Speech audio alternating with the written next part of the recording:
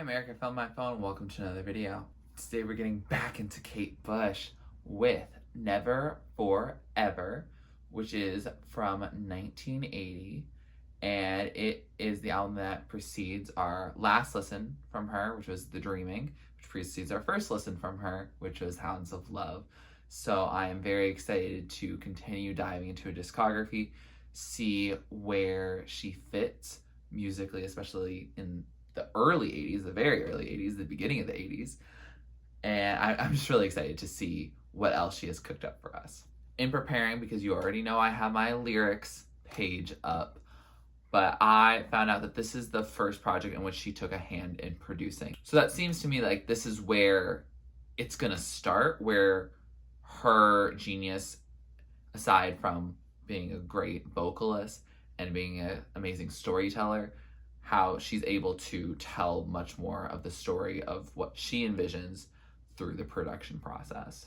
I really have appreciated your support in getting to know Kate Bush more, because honestly, she's an artist that even off camera, I'm just really vibing with, and I'm so happy that I get to get more songs to add to my playlists and my discography that I choose to listen to. Also, I have the remastered version here, so I will actually do that this time. Thank you for requesting this video, and anyway, let's get into it. Track number 1 is Babooshka. Oh, it's haunting to start it off. She knew exactly what to do. He received them with a strange delight. I can tell there's a story going on. She was beautiful. Oh, I didn't think we were speeding up here. I love how she says Babooshka. Did he fall for her incognito?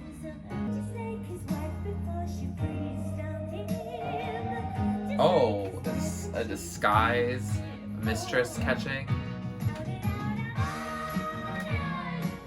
Oh, I liked how it sped up there. Really vibes with me. Babooshka, babooshka, babooshka. Oh, breaking glass? Oh, I do love those percussive hits. Using sound effects as percussive hits, I mean. We're bringing it to a light sizzle for the end. Oh, more glass breaking. Amazing transition. So that was Babooshka, and that was fun. I vibed with that. It gave a precursor to Night of the Swallow in terms of its energy, how she has her slower moments, how she has her faster moments, and she's telling this brilliant story. I actually got some of the story right without even looking it up. I was trying to say in between the oh my gosh, a new Kate Bush song in my life freaking out part, I was thinking it was about the wife disguising herself as a mistress to catch him in the act of cheating, but I didn't know if it was testing his loyalty or if she found out about it and then took her place for a moment to like see if it was really happening. And it is the testing the loyalty theory, and the man falls for her because it's his wife. They're gonna have similar mannerisms, similar reasons why you would find that person attractive. And especially if you're a woman who's trying to test your man's loyalty and you're kind of shying away by spending all your energy trying to be this other woman, it's gonna also strain your relationship. No, I'm not an advocate for cheating, but I can see Kate's perspective in the song being, oh, she really messed herself and her relationship up by doing this move. This song was actually apparently really popular and still continues to be. It has over 100 million streams on Spotify, so okay, Kate Bush having a moment with this song. I liked it. It feels like Night of the Swallow should therefore be more popular than it is, probably. Though I do enjoy it, and I'm glad that even before she got to a clear experimental direction, that she still is giving some big storytelling moments that make you enraptured with the song. Track number 2 is Delius or Delius. Not sure how to pronounce it. Maybe I'll find out when the song is listened to. But my God, that was a perfect transition into it. I also just love this. This is very pretty and peaceful. Who is this male voice? Is this David Gilmour again? It sounds like the same voice that Hee-Haw and Get Out of My House has. This feels very ambient. I feel like the lyrics don't even apply. At least I hope so, because I can't understand a single word. I like how there's a lot of different textures in it. It feels smooth, but it feels dynamic at the same time. Yeah, hit your soprano, girl. Is that a mosquito? Okay. So it's Delius or Delius. Since I couldn't understand what they were saying in the song, I don't know which pronunciation was correct. But I do know they say his name several times. I say his name because the song is about a composer who went blind and he had syphilis, and that is what made him go blind. And I don't think he was around when this song came out, so it's a little bit in memoriam for him, and talking about how much of a genius he is and how he had this amanuensis. I just learned that that is a word. Do not know if that's how it's pronounced. I have only seen it. But he had someone who helped him artistically named Fenby. And yeah, this song is a very ambient song that loosely is a biography about this. I like the song sonically. I really vibe with it. It is very peaceful and calm. I feel like I could listen to it to just exist and relax. And I guess meditate. I learned today that meditation does not have to be clear your head of everything, but it can just be an introspective, calming exercise. And that might mean that I use this song in a sense, because I was not able to understand anything that they were singing about, but I did think the song was very beautiful, and it made me feel a lot more relaxed and calm after a pretty otherwise stressful few days. So lyrically, it's not as compelling to me because I don't really understand the whole story, and the story wasn't something I could really hear that well, but sonically, it is quite the vibe. Track number 3 is Blow Away. Okay, beautiful piano. Music is all that he's got in his life? Wow. Blow away? Like, will all of that of his life blow away? With how high her voice gets there, I really don't know what you're saying, Kate. Don't what her? This does give a similarly calm energy to Delius. Okay, hold that note. I hear you. Don't thump me, don't bump me, don't dump me. So that was Blow Away. And that song was very calm and peaceful, similar to Delius. And I think they're similar in that it's both about musician-related things, and it's also both about passing on.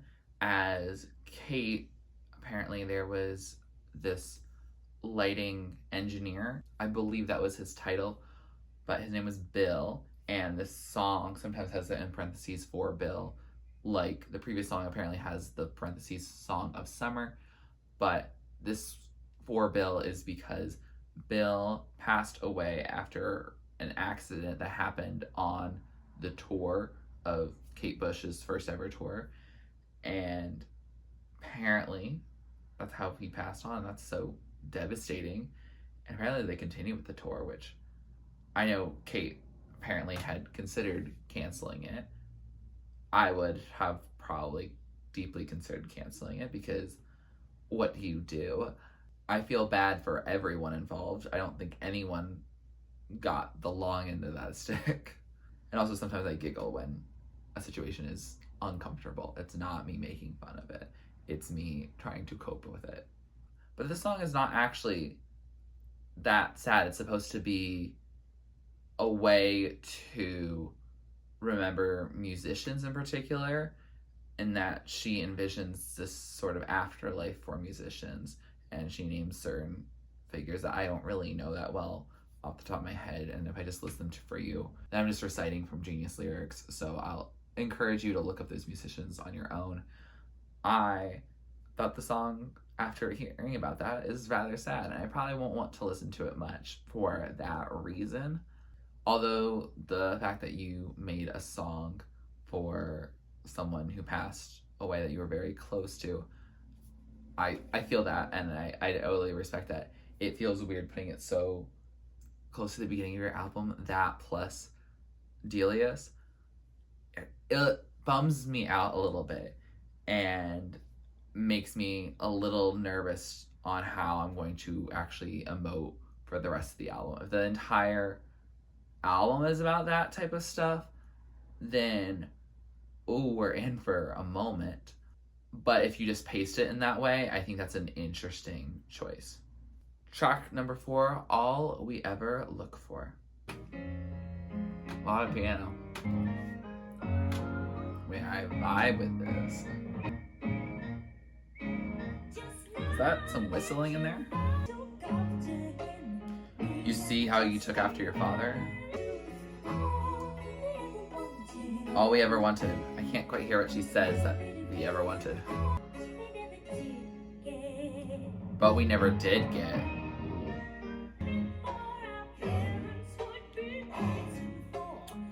You are really using those deep masculine voices, Kate. Do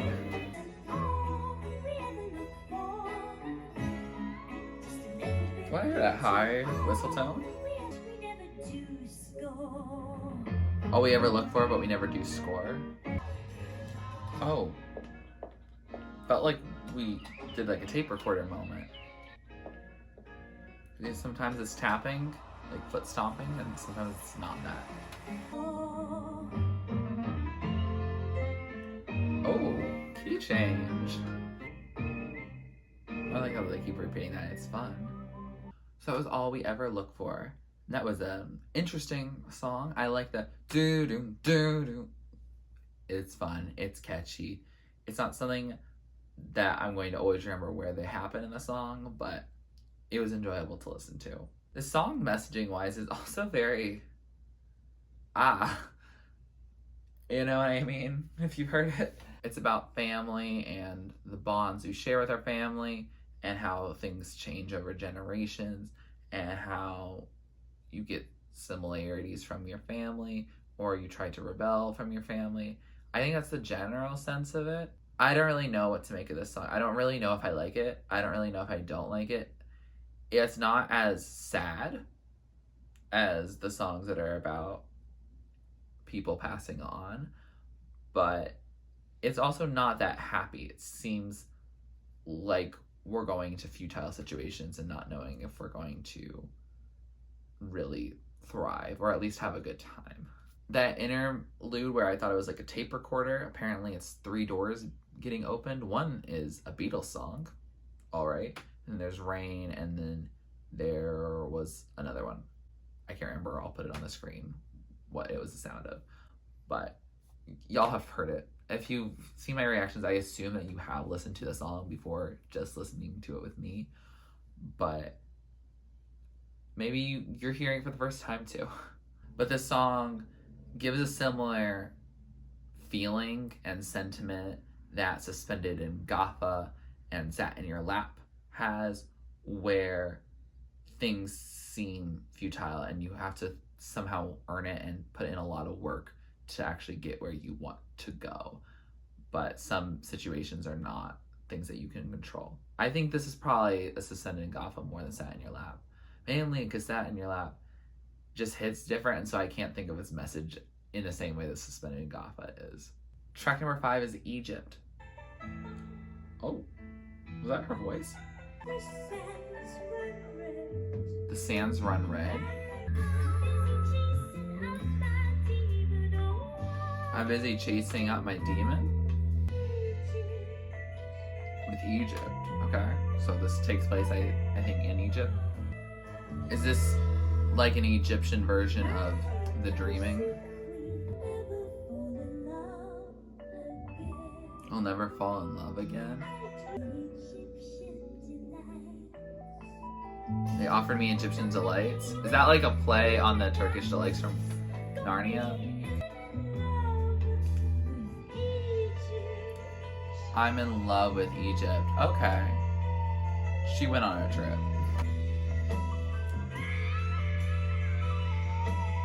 What? Seems like there's a lot of chaos and pandemonium happening and a lot of screaming. Oh, that sounds like synthesized bird calls.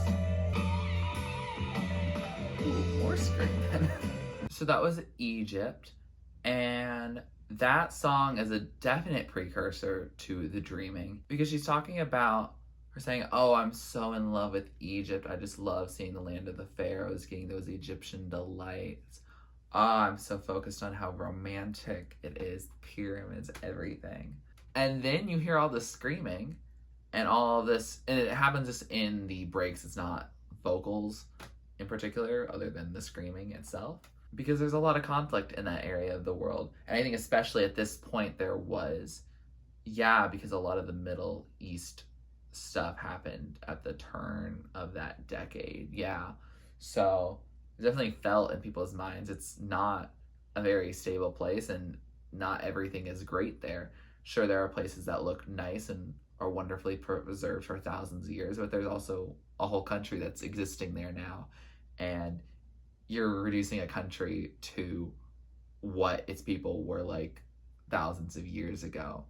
It's like an even more extreme version of people coming to our country and saying, oh, we love Independence Hall, which I don't think y'all do that, international people. So it would be weird for us to do it to y'all, but we do it, and I don't know why we do it. I think this song, what she was trying to do with it message-wise, translates nicely to The Dreaming, where it's with Indigenous Australians and what's life like there. She puts on this very strong Australian accent, which is hard to understand, as I said before, but she puts that on, and she also is mentioning, hey, there's this deforestation, there's the kicking out of Indigenous Australians from their lands, there's these helicopters, there's this technology and stuff like that that is ruining their way of life. And so I think we can tell that she has a lot of compassion for places in the world that haven't been given the fairest shake at life, for lack of a better term. I don't know how much I want to listen to it, because it is confronting colonization and imperialism and all the problems that people that look like me have caused, and people, including me, have been complicit in. And it makes me angry, and it makes me want to do something about it, and I definitely want to do something about it. But I don't know if listening to this song 10 times will be the best way to do that. I think in terms of action and active decolonization efforts are the ways that I should go about doing that, rather than just having feelings of white guilt. But I do appreciate Kate for using her platform in 1980, nonetheless, to tell a political narrative about something that she cares about. Track number 6 is The Wedding List. Why does this kind of bop already?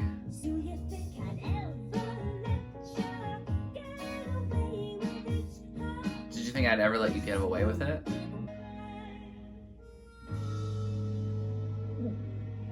God, it's all slow and sad. Maybe some drums? Are we coming back into it? Okay, I like that. I'll get him and I will not miss. Is she gonna hit him? I feel good. We're gonna fill your head with lead. Oh, she is gonna hit him. But it's more like bang, bang, bang. Eat to my booty? Oh, the headline said passion crime. Oh, it was a fit of passion.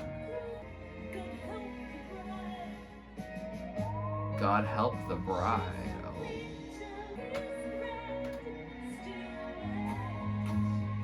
With his red still wet. Oh, he's gone.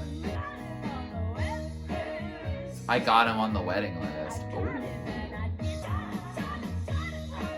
shot him, shot him, shot him. She is not being subtle.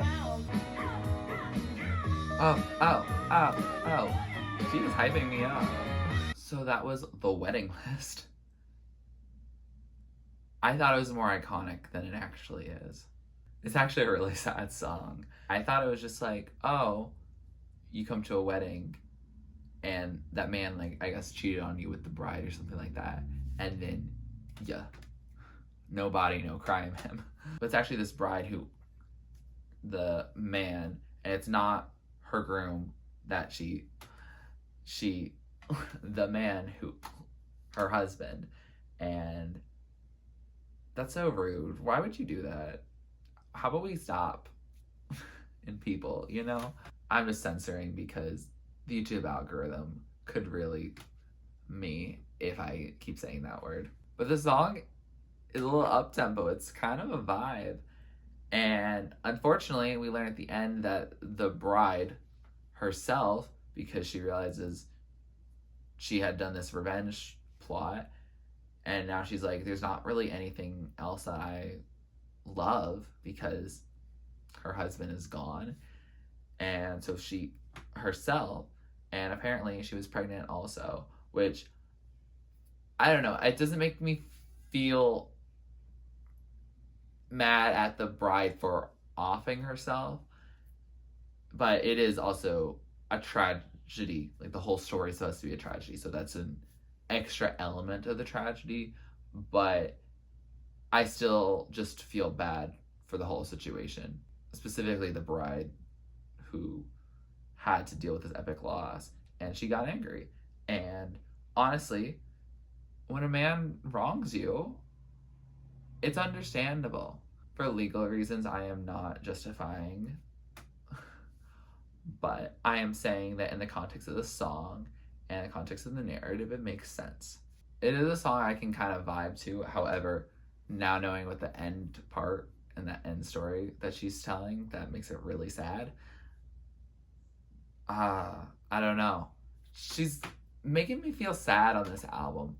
It doesn't seem like there's a lot of hope on this album, and that a lot of this is just tragedy. We're 6 songs in, and every song is something devastating, I think, pretty much. Yeah. So, whew. Track number 7 is Violin. Okay, I hear some violin.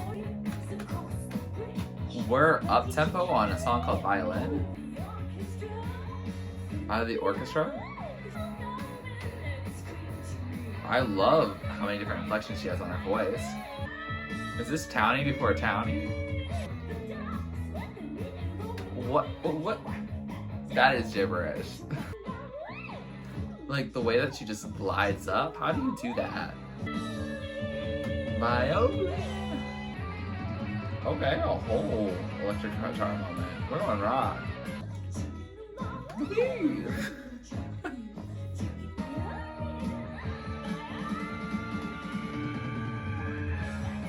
Okay.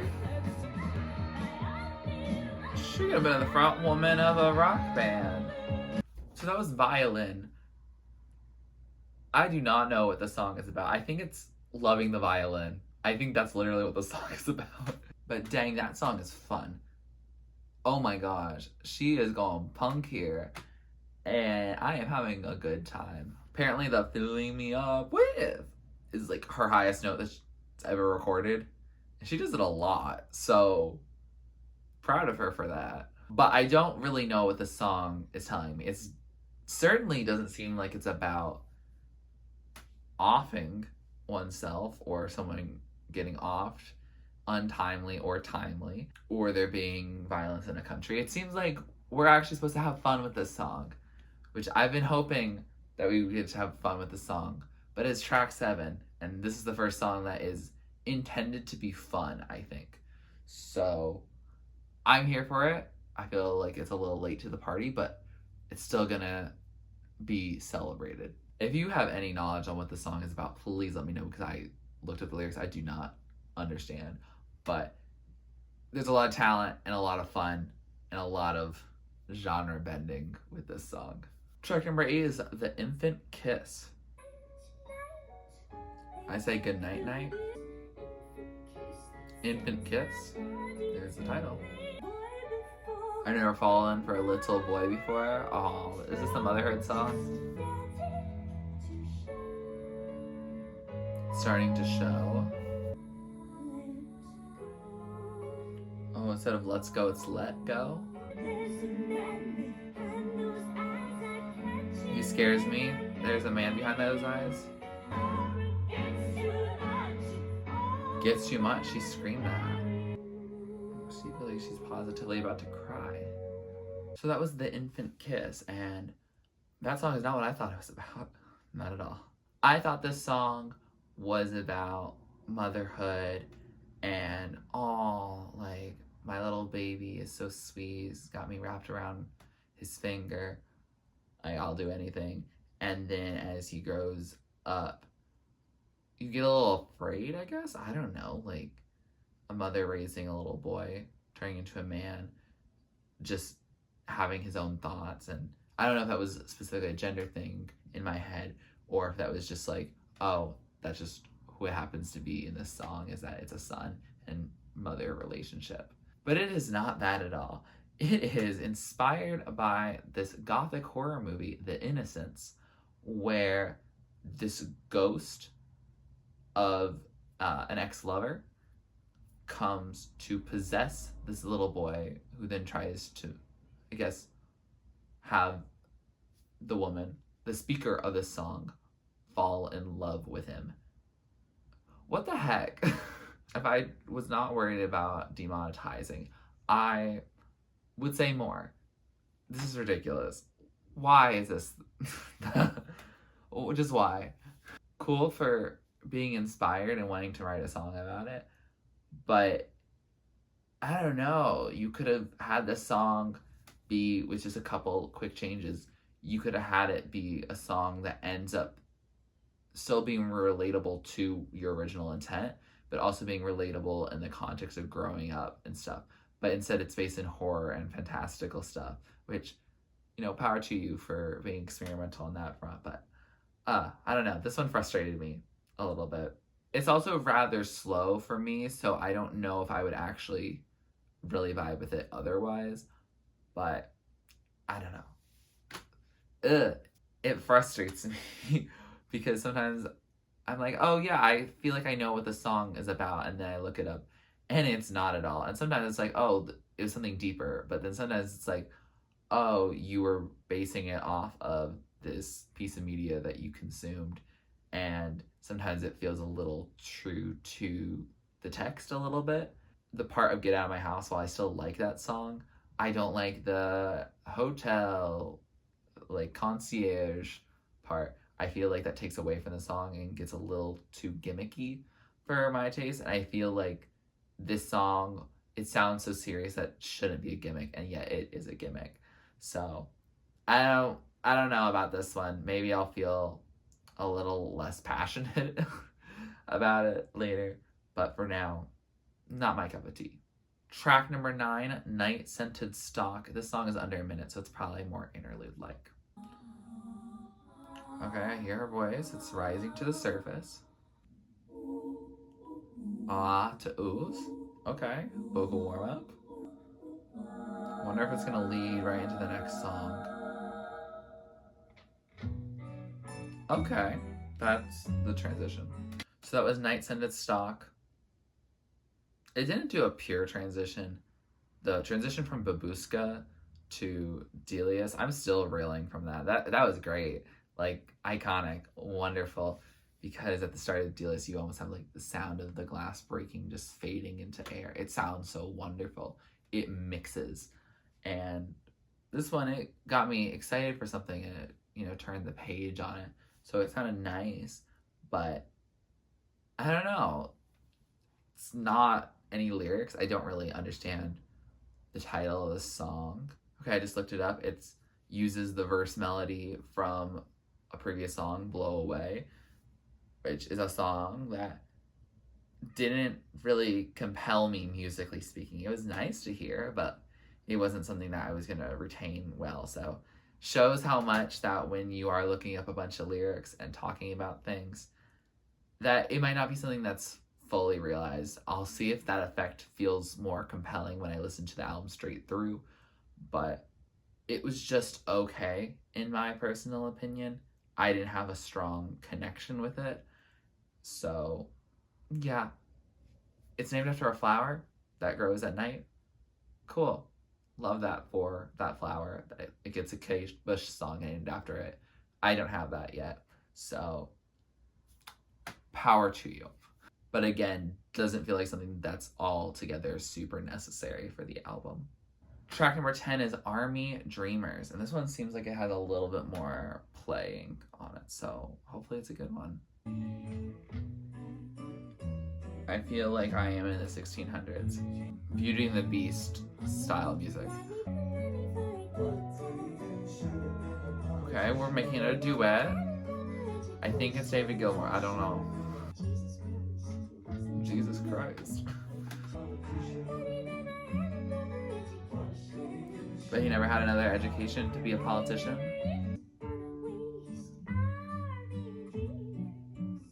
What a waste, Army Dreamers. Oh, is this about people in the military? Her vocals here remind me of something, but I can't remember what it is. Seems like we're getting a proper fade out. So that was Army Dreamers, and that was a very interesting song. Sonically, not my vibe.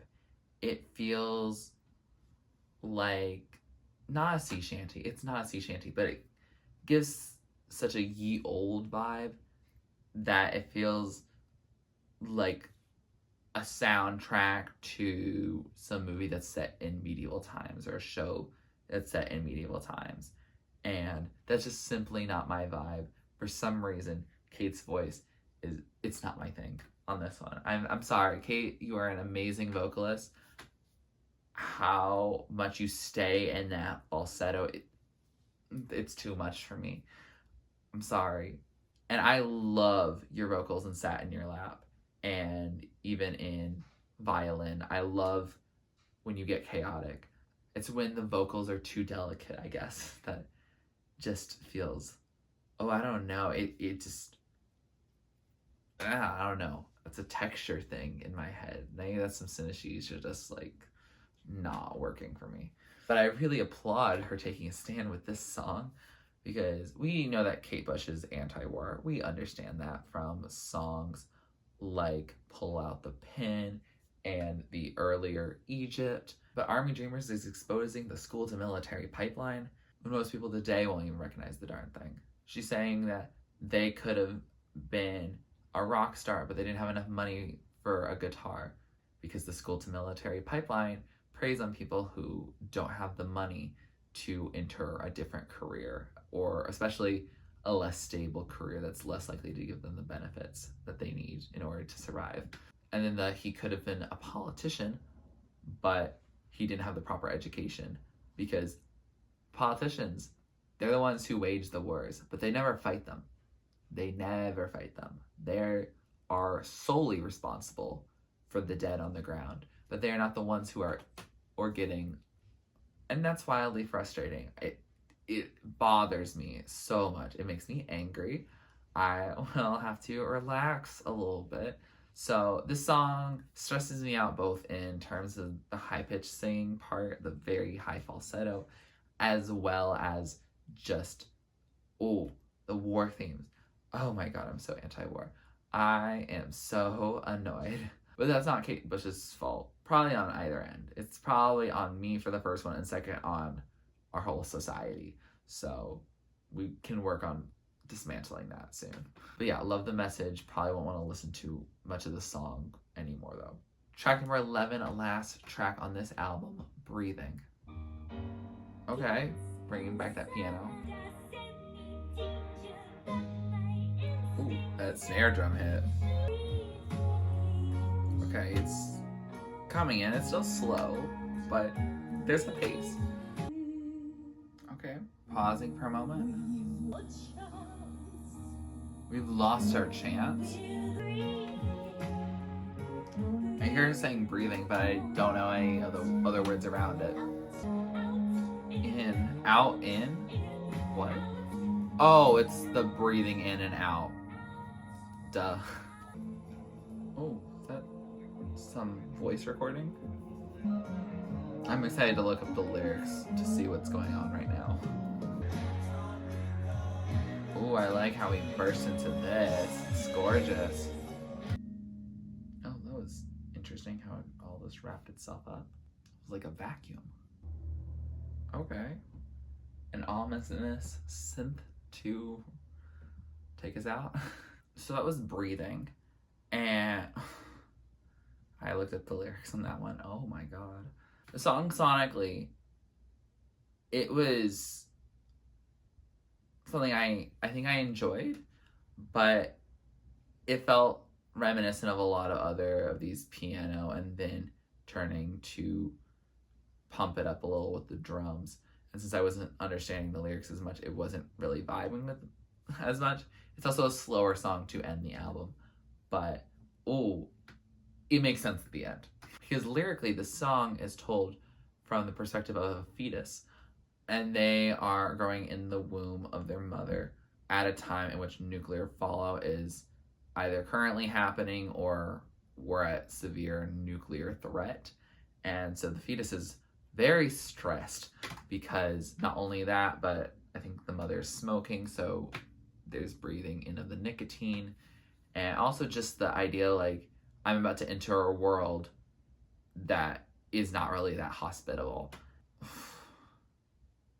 Well, if that's not an existential crisis, I don't know what is. I think this song is especially poignant right now with the overturning of Roe v. Wade, which, don't even get me freaking started on that. Where we're forcing people to conceive and have children in this world because, honestly, if anyone in their right mind probably right now doesn't think that a child is necessarily the best idea right now, economically speaking, environmentally speaking, socially speaking, like, I don't know, like, I'm scared. It's definitely a very interesting song to have in this current state of the world. I guess this was written just a few years after Roe v. Wade was actually passed. Yeah, because it's 1980 and this was what, nearly 50 years of precedent, so it was something in the 70s. So it hadn't been something that had been throughout Kate's entire life, but it was something that was established and should definitely still be established right now. Anyway, I'm getting just way too heated from this album, but this song, I need to hear it again. I really just do, to give it a fair shot. There's a lot of emotions going on in it, and also since I've just gone through this album and looked at every lyric and read every lyric, it's a lot to take in. This whole album is, and I think this one is the lead single, and so theoretically you would have digested it first if you were there during the rollout. I was not there during the rollout, so having it at the end, it makes sense based on the ending that we get, but at the same time, there's a lot to think about. Also, that like muffled part that seemed like someone was speaking is them talking about like a nuclear bomb and discussing it. And so it's an informational video talking about like how there's a flash and the mushroom cloud and all that.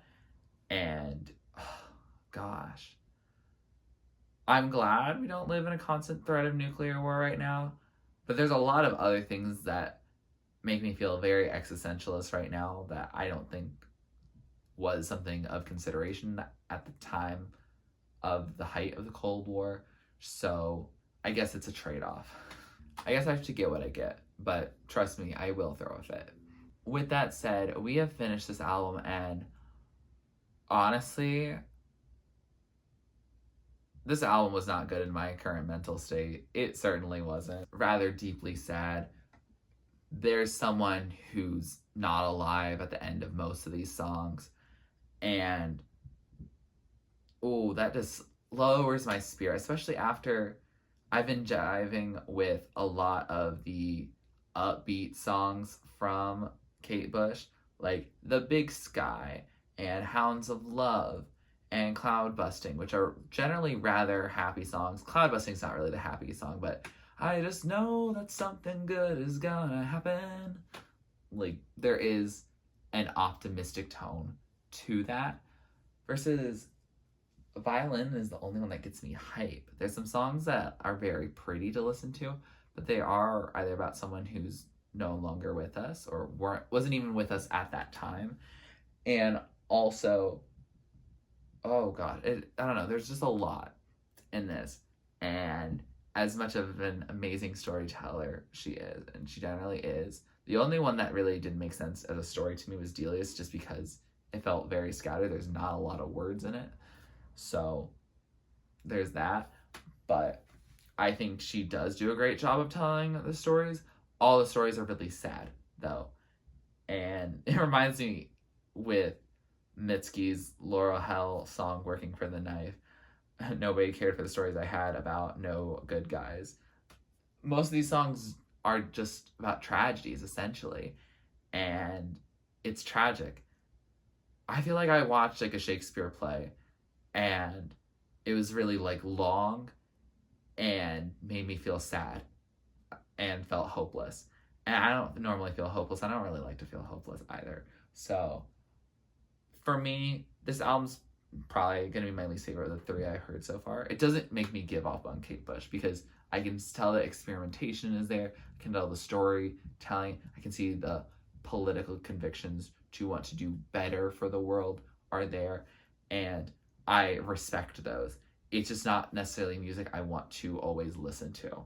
I think that is the catch-22 of making politically charged music, is you can make a statement and not be silent on an issue of importance to you, and you can use your fan base as a platform to then share that information.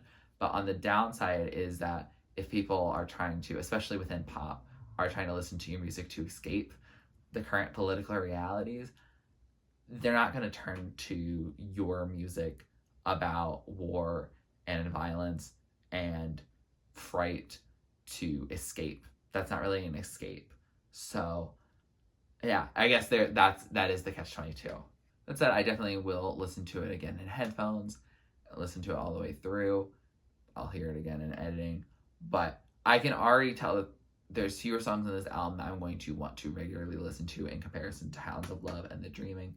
And so maybe I'll go more in the direction of the future after, like post Hounds of Love, or maybe I'll go backwards. Who knows? I don't know where she really felt she was at this stage of career. I know that she started doing production on this, and I can tell that some of those production choices stayed, some of them didn't. Yeah, I don't really know how to go about this album. It's very cohesive. It makes sense, but it's also very, again, devastating. It's like stuff you don't necessarily want to always surround yourself with. Except for Violin. I do not know what she was thinking on that one, but I'm glad she made that decision because that song helped me a lot. With that said, here are some of my favorites of the top tier, are the songs I love, the standout songs I've been playing over and over. Songs in the middle are songs I like. I'll add them to my playlist, but they might not be the top of the top. Songs at the bottom are just not really my thing. Doesn't mean they're a bad song. Doesn't mean they can't be your favorite song. Just means it's not for me, and that's okay. Kate Bush did not make this album for me. I did not exist yet. I was not even a figment in anyone's imagination. And if there's a lot of surprises, it means that the album did grow on me a bunch in the re-listening process. If you like this video, please like it, comment down below, show me to react to or do next on my channel. Subscribe to my channel if you're not already and you'd like to be. And thanks for watching. This is TurtleStormer. Catch you later.